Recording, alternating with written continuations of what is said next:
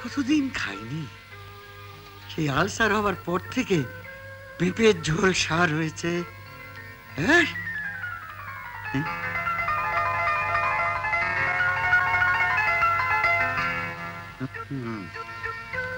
বাড়িতে কেউ আছেন? শুনছেন?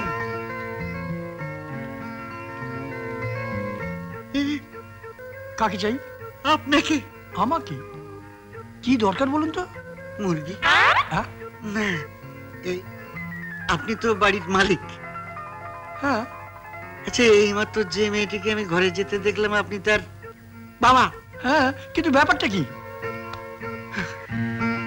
আপনার মেয়েকে আমার ভারী পছন্দ হয়েছে, ওকে আমি আমার নাত বউ বানাতে চাই।